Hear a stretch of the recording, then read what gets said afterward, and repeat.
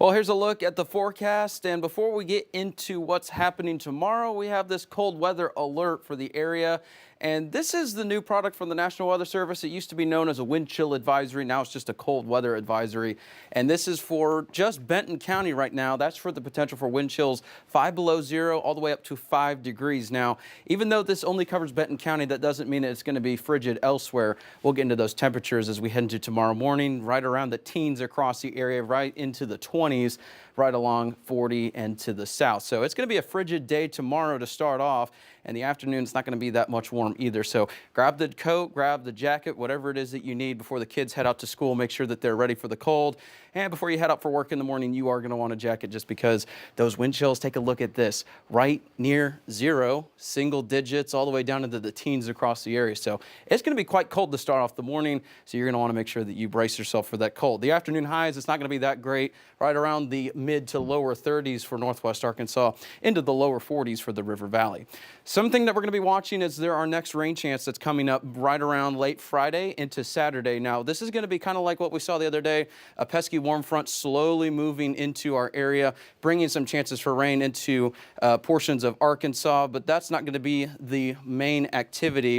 And it's not until this cold front starts to swing through that we start to see that push through, and then right behind it, it's going to wrap some moisture behind.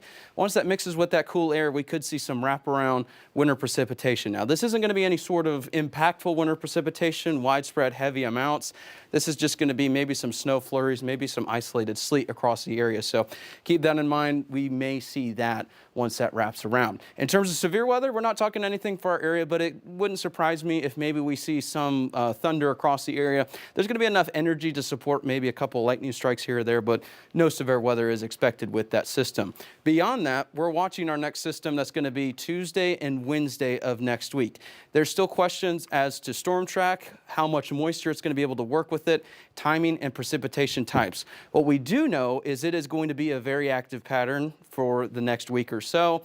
And then when we're getting into that, we're looking at the models, and some of them are showing there could be some type of winter precipitation. It's too early to get into those details. When we look at 7 to 10 days out, we're looking for pattern recognition, and right now there is a pattern suggesting that we could see some activity next week. It's just questionable as to the impacts, the types, and everything along those lines. So stay tuned. We'll have the latest on that system coming up in the next several days. But the wind chill, the other thing that we're talking about is once this system Friday, Saturday moves through, wind chills into Sunday morning could be in the negative values. So this cold is going to be sticking around for a while.